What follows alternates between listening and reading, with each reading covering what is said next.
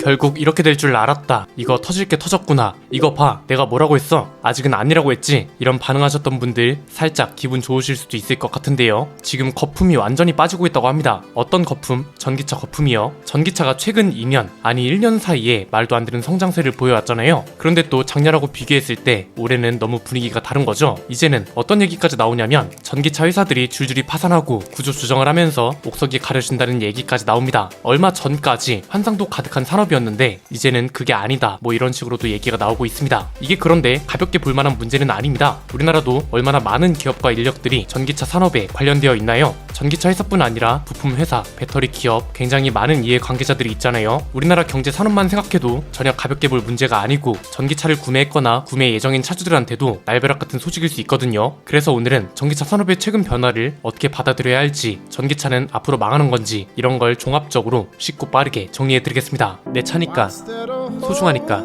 그런데 이 많은 걸 대체 어디서? 세차용품 넘버원 N09 기사가 하나 나왔습니다. 전기차 거품이 꺼지고 있고 전기차 업체의 파산과 감원이 이뤄지고 있고 이제야 옥석이 가려지고 있다는 겁니다. 왜 이런 얘기가 나오는 건지 봤더니 일단 중국 전기차 업계에 대한 이야기로 시작을 합니다. 중국 전기차 업계에서 사소룡이라 불리는 전기차 업체가 있다고 합니다. 아마 대부분이 처음 들으실 텐데 여기 포함되는 브랜드가 샤오펑, 니오, 리오토, 그리고 WM 모터스라고 하거든요. 이 중에서 WM 모터스가 중국 법원에 사전 구조 조정을 신청했다고 합니다. 쌍용차 때랑 살짝 비슷한 건데 파산에 돌입하기 전에 법원이 허가를 내주면 회사가 구조 조정을 하는 겁니다. WM 모터스가 어떤 회사인지 보니까 바이두, 상하이차 이런 업체들한테 6조 3천억 원 정도를 투자받았고 2021년 분기 판매량이 10,000대를 넘기도 했다고 합니다. 그런데 올해는 판매량이 1,000대 미만으로 떨어져서 자금난에 시달렸다는 겁니다. 중국에선 4마리 용 중 하나라고 불리고 이 중에 선두를 할 수 있는 니오도 전체 인력이 10%, 2,700명 정도를 감원하기로 했다고 합니다. 그러면서 미국하고 유럽 쪽도 상황이 비슷하다는 식으로 전개가 됩니다. 미국의 로즈타운 모터스가 지난 6월에 파산을 신청했다고 하고요. 니콜라, 리비안, 패러데이 퓨처 같은 곳들은 사업 규모를 축소하고 있다고 합니다. 유럽도 마찬가지로 영국의 어라이벌이라는 회사가 영국 사업을 아예 포기하고 미국 시장만 집중하는 방향으로 계획을 전환했다고 하는데 지금 쭉 말씀드린 이 브랜드들 이름이 중요하니까 계속 기억해 주시고요. 그러니까 결국은 중국뿐만 아니라 미국, 유럽과 같은 글로벌 전기차 시장에 도산, 구조조정, 투자 연기 이런 악재가 계속되고 있다는 거고 이게 또 실제 판매량 자료랑 보면 연결이 잘 됩니다. 지금 보시는 게 유럽연합의 차종별 신차 등록 대수를 나타낸 건데요. 하이브리드 차는 200만 대 가까이 팔리는 동안 전기차는 111만 대 정도가 팔리고 있습니다. 수요 파이 자체가 하이브리드 차보다 90만 대 정도 적다는 거니까 이건 반대로 말하면 자동차 회사들이 전기차만으로 시장을 비집고 들어가기가 어렵다는 거잖아요. 여기에 또 지난 5년간 판매량 추이를 봐도 눈에 띄는 게 몇 가지 있습니다. 올해가 3분기까지 통계가 잡혀서 매년 상분기까지 누적된 판매량을 기준으로 보면 휘발유차는 판매량이 매년 고만고만합니다. 경유차는 지난 5년 동안 절반 가까이 판매량이 줄었고 LPG차도 딱히 반등이 없습니다. 하이브리드랑 전기차 판매량은 좀 흥미로운 게 하이브리드 차는 지난 5년 동안 상승세가 굉장히 꾸준합니다. 그래프로 그리면 굉장히 안정적인 곡선이 나오거든요. 그런데 전기차는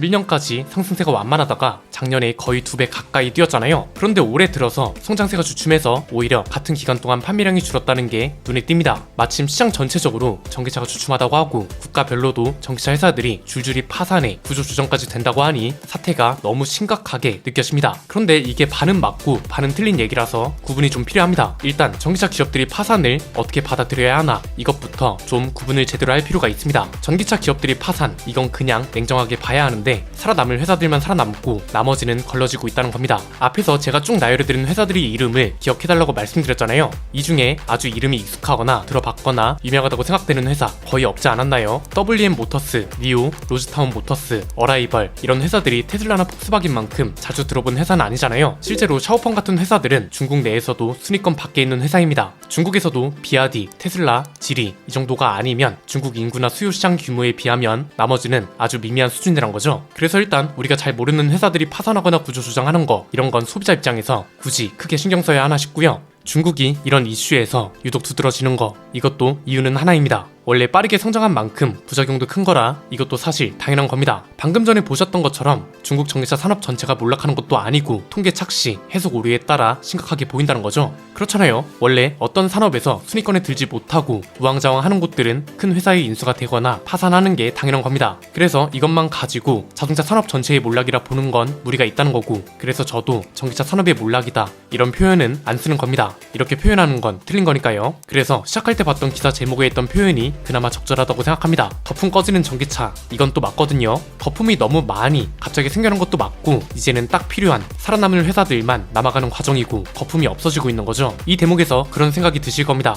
야, 그렇게 말하기엔 GM하고 포드 같은 회사들도 전기차 계획을 싹 다 수정하거나 보류하고 있는데 이건 대체 뭐야? 이런 거죠. 실제로 포드는 3분기 기준으로 전기차 사업부가 1조 7천억이나 손실을 봤다고 하고요. 15조 원이 넘는 규모의 전기차 생산 공장 투자도 보류했습니다. 그리고 GM은 전기차 출시 일정을 밀어버렸고, 이것도 최근에 계속 말씀드린 것처럼 일종의 쉬어가는 단계라고 이해하시면 될 것 같습니다. 방금 전에 말씀드린 거품이 꺼지는 과정 중 하나인 겁니다. 이건 그냥 단순하게 생각하시면 됩니다. 자, 전기차와 친환경 에너지가 확실한 답이고 이렇게 확신을 가지고 있다면 당장 미국이고 유럽이고 석유를 태우는 내연기관 엔진이라던가 플라스틱 같은 것들 아예 폐지하거나 생산을 중단하거나 공급을 중단시키거나 이런 기조를 확실하게 유지해야 하는 게 맞습니다. 그런데 지금은 이게 틀렸다는 게 아니라 최근에 계속 말씀드린 대로 쉬어가는 단계라는 거죠. 실제로 지금 주요 국가들의 탄소 절감 정책이 후퇴하거나 수정되거나 하고 있거든요. 우선 미국은 메이저 석유 기업인 엑손 모빌이 셰일 오일 기업 인수에 80조 원을 베팅했다고 하고요. 그리고 트럼프 전 대통령은 석유 사용 범위를 확대하고 오히려 바이든의 전기차 정책을 폐지하겠다고 공약했습니다. 영국은 내연기관차 퇴출 시기를 5년 연장했고, 덴마크는 레고가 페트병을 재활용해서 블록을 생산한다고 했던 계획을 포기했습니다.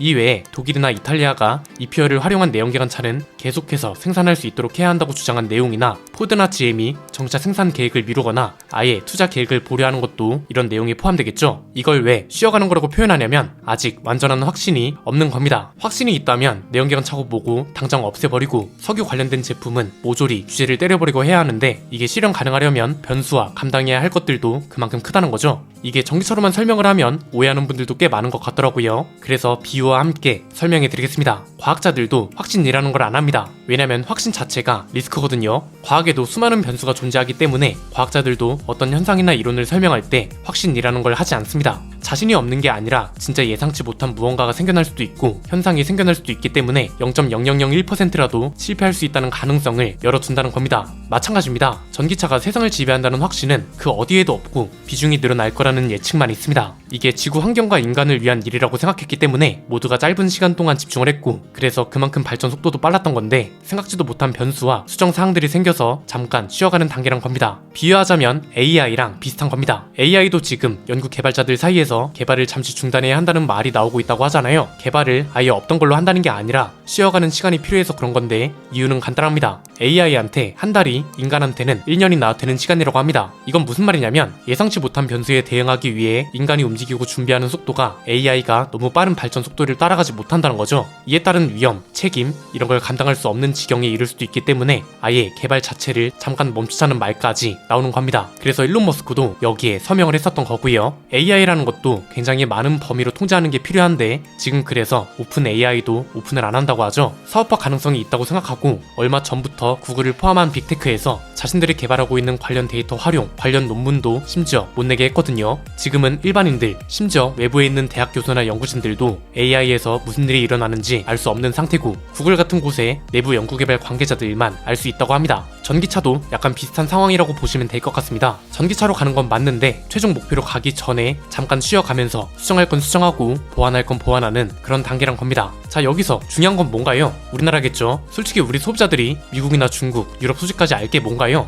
당장 우리가 차를 사는 건 우리나라에서 사는 거잖아요. 다행히 우리나라는 긍정적으로 볼 수 있는 여지가 많습니다. 일단 현대차그룹이 하이브리드 차, 배터리 전기차, 수소 전기차, 내연기관차 모든 종류의 자동차를 만들 수 있잖아요. 이게 진짜 큰 강점이거든요. 어떤 시대에 어떤 차가 대세가 되어도 이미 준비가 되어 있다는 거고, 이렇게 모든 라인업을 탄탄하게 가지고 있는 자동차 회사는 몇 없습니다. 사실상 아예 없다고 봐야죠. 그리고 KGM도 하이브리드 차랑 순수 전기차를 모두 출시하거나 출시할 계획이기 때문에 사실상 우리 자동차 기업에 대한 걱정은 크게 안 해도 되지 않나 싶습니다. 그리고 전기차 쪽 산업 자체가 보완이 되고 있는데 현대차그룹 관련해서 좋은 소식이 하나 나왔죠. LFP 배터리를 현대차그룹이 자체 생산해서 2025년쯤부터 상용한다는 내용인데, 더 이상 CATL한테 LFP 배터리를 공급받을 필요가 없는 거죠. 산업 단위로 봐도 전망이 괜찮습니다. 전기차 산업은 원청과 하청 모두 자국에서 해결할 수 있는 게 굉장히 중요하다고 보는데, 있는데 우리나라는 모든 게 커버가 가능하잖아요. 자동차 회사가 원청이면 배터리 기업이 하청 개념으로 빠지는데 이미 배터리 3사도 존재합니다. 그래서 자동차나 배터리 기업 숫자가 비교적 많은 미국, 유럽, 중국보다 우리나라는 살아남을 기업들만 살아남은 상태고 역량과 조건도 탄탄한 상태라서 전기차 산업 자체가 급변해도 대응은 비교적 수월할 거라고 봅니다. 무엇보다 차주들이 좀 더 안정적으로 소비를 할 수 있다는 거잖아요. 소비 다음은 유지인데 유지를 위한 인프라 구축이라던가 항상 강조해드리는 인프라 숫자뿐 아니라 인프라의 품질, 인프라의 목적 이런 걸 국가 정책 차원에서 잘 정리해줘서 기업하고 시너지 효과만 잘 발휘된다면 산업 전체적으로 더욱 탄탄해질 수 있을 걸로 기대됩니다. 오늘 내용은 여기까지입니다. 내용이 유익하셨다면 구독과 좋아요, 알림 설정 부탁드립니다. 지금까지 저는 안피디였습니다. 감사합니다.